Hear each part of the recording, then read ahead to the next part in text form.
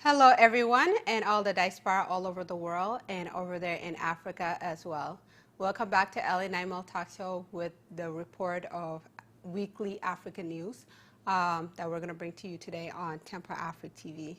So one of the main topics that is trending right now, a lot of you have probably heard already, is the chaos that is going on in South Africa. Ever since the arrest of President Zuma, former president of South Africa Zuma was arrested, massive violence and riots and looting have exploded in South Africa as of today. This started about a week ago and it is still continuous on. There's been a couple of debates on why some of these are happening.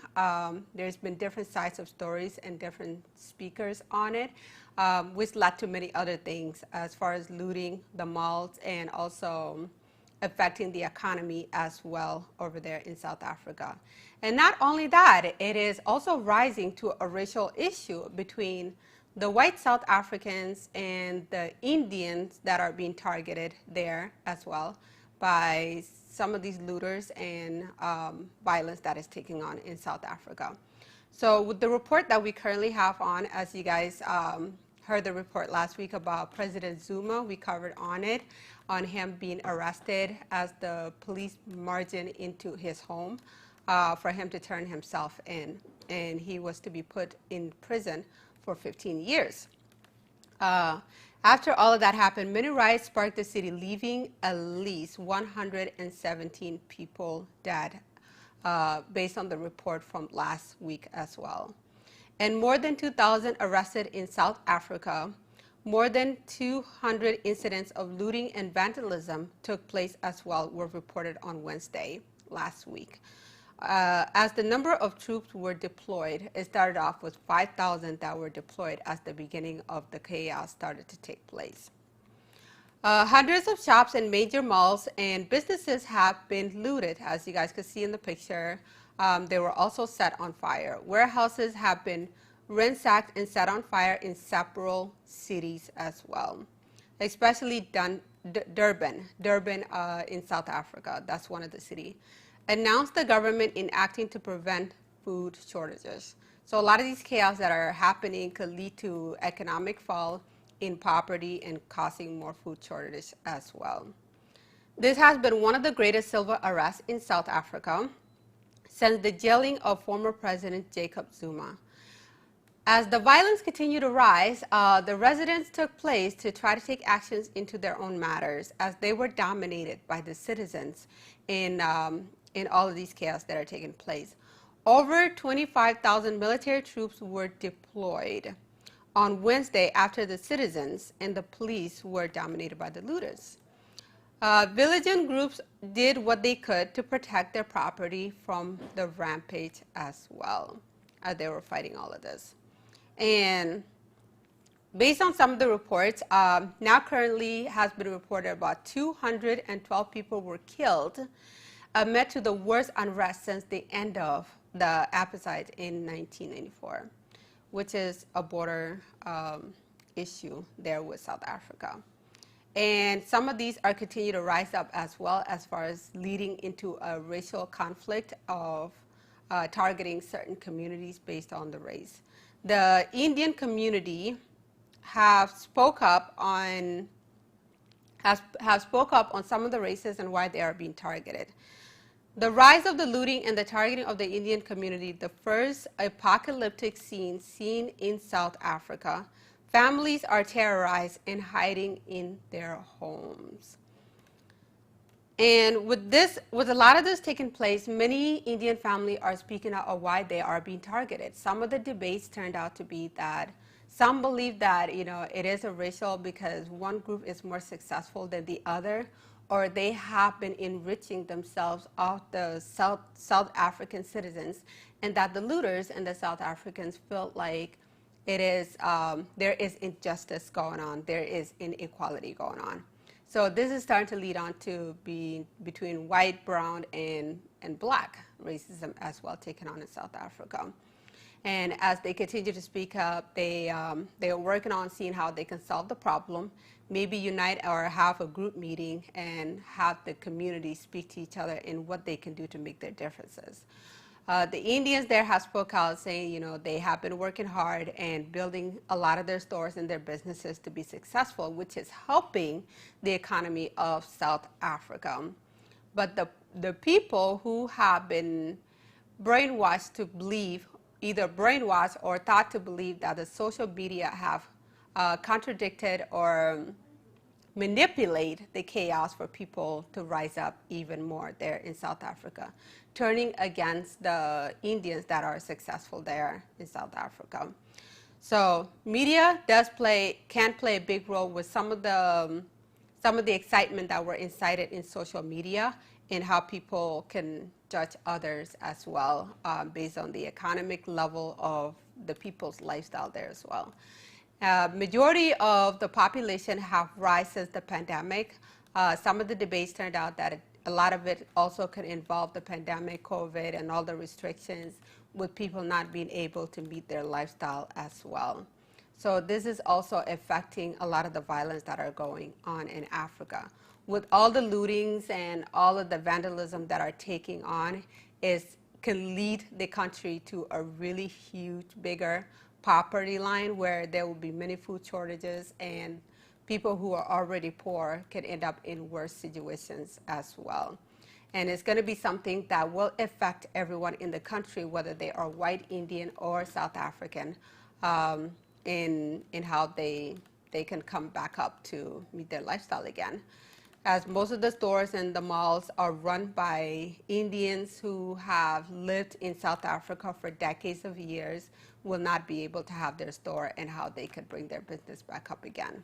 So these are some of the reports that are going on in South Africa. So this is one of the largest civil unrest taking place there, and how the country is going to unite or come back together, it is still a long outlook to look at, until the communities decide to come together and speak on what is going on in South Africa. So may our word goes out to South Africa. And as some of the rest of the countries are worried that this can be an outlook for the rest of the world, with what you guys have seen here in the United States as well, and how it can also affect other countries as well. So whether it is a big lesson for the whole world, or how they can, recalculate their thoughts on how to live with one another, is something that the world definitely will look into as well. Meanwhile, vaccines taken over in Africa, so the vaccine rollouts. Last week, a group of African leaders had a meeting 2 weeks ago on how they can roll out the vaccines in some of the developing countries. There's still a lot of countries that needs to catch up on their vaccination level, and some of the few countries that have already vaccinated many of their citizens as well. They meet with the World Bank, which is one of the largest funding bank in Africa that is always funding in development countries and infrastructures of Africa. So about $400 million doses are needed to be distributed, and the World Bank would be the bank that would fund some of those vaccines in order to distribute it to the countries. And with the meeting, they have received their requests, and since with the citizens of each country, if you guys remember the Ebola outbreak, since the Ebola outbreak, there has been a growth of fear in receiving the vaccine as well. Even doctors have fully understood the background, or even with doctors that have fully understood the background of the vaccines, have fear in situations which is only getting worse in how the vaccines are being distributed. So these are some of the things that were put on the table by the leaders in how they can get people to be vaccinated without history fears of other viruses that have taken place in Africa or traumatized the people. And the goal is, in some countries, there are people waiting for the vaccines, for those that have believed and understood the work of the vaccines as well. So as more stories continue to develop on the leaders meeting on how they can distribute the vaccines in these developing countries. Meanwhile, in Tigray, With the conflict that have been taking place since November 2020, currently now the Amara region have been calling to deploy more military forces in the battle of the land, which is destructing peace at the moment. This is currently now the fight between the land, who the land belongs to. If you guys remember the conflict in Tigray and Mekelle, many people were deported. They escaped to Sudan, to their neighboring country for refuge, and now the militaries are there in the capital region in the battle for the land. The Tigray forces are saying that they will not relent, accusing Amara of pieces of land since the November. So this has turned into a battle for the land of who it belongs to, whether it's the Amara or the Tigray region. The northern region of Tigray continued to stay in conflict between the government forces, the Ethiopian army. The prime minister says he is to mobilize 1 million young people for the sake of Ethiopia. So more militaries are being deployed. They are as young as, I believe, 18. Many young people are being deployed into the country. And this is becoming a conflict between the Tigray military and the Ethiopian army forces as well. Going on to Somalia, not a lot has been mentioned about Somalia, but there are some interesting development story happening in Somalia with the election coming up.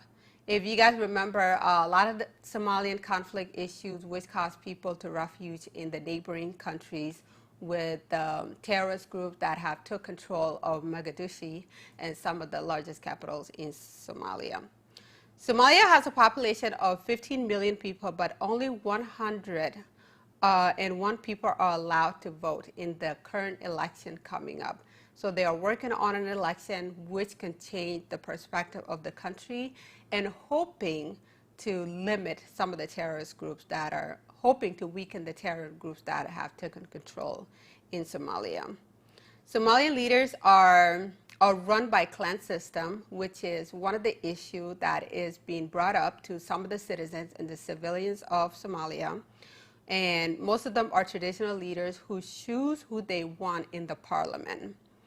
It became impossible for the young people and the women to get a seat in the parliament as well.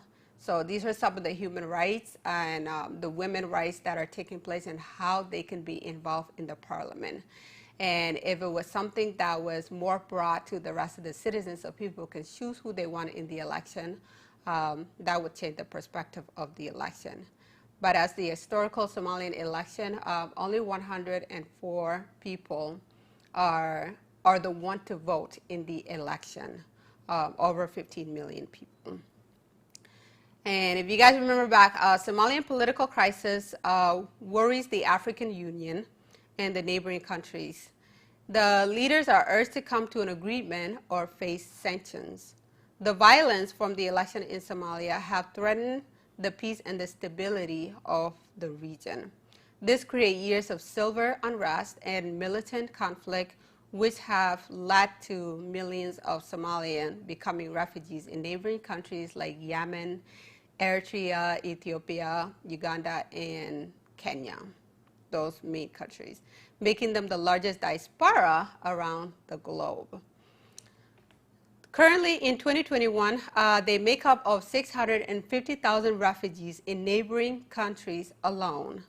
While the country is captured by Al-Shabaab groups, which is the groups that have taken control of the country and also running up a lot of the economy and just sucking up a lot of the things that benefit the citizen of the country.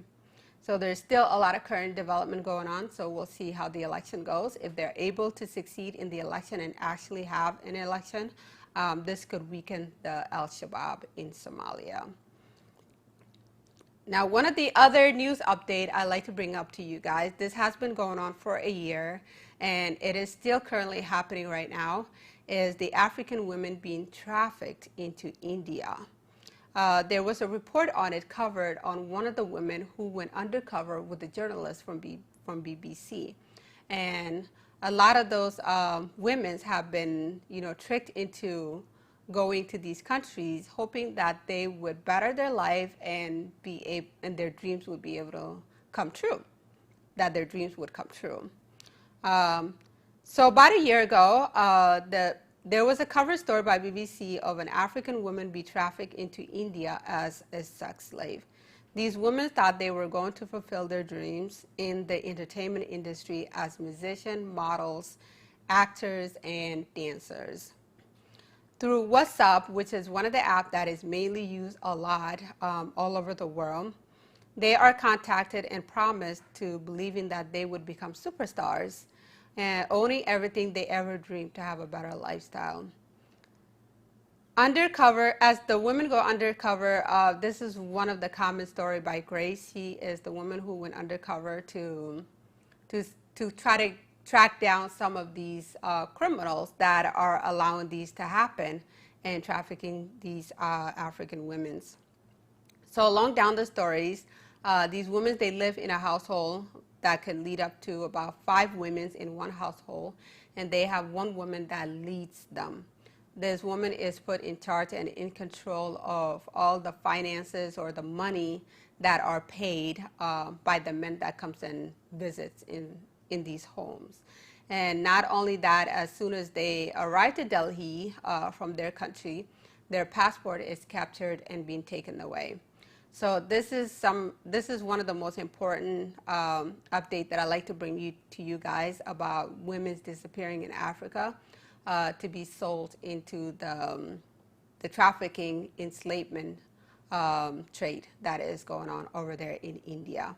And many of them don't even make it back home. They don't even receive their passport back. And a lot of them do not have in contact with their families as well because they don't have their phones and they get taken away. So the way they are being trapped in there is the airline tickets, all of the expenses that are covered by the management that is bringing them to Delhi, India, they use it against them as a debt. So they would have to work through it through the trafficking trade in order to fulfill that debt. And once that debt is complete, they just get left alone, and hopefully that families can be able to find them and bring them back home to their countries. So this is definitely a warning for a lot of young girls. If you get contact by someone on WhatsApp saying, there's a huge opportunity to become a superstar or any of that, do not let that trick you in any way. Be vigilant in all that you do and make sure you know who you're talking to as well. Because many people disappear and they don't come back. Some, they lose their life. And the world of sex trafficking, it is a very dangerous place for a lot of women. So as this continue to rise, especially there in Kenya, which is the woman who has been courageous enough to go undercover and show the world what is going on there, it's definitely something that is helping a lot of people. So again, thank you. That is our weekly report, Tep Africa TV, and see you all again next week.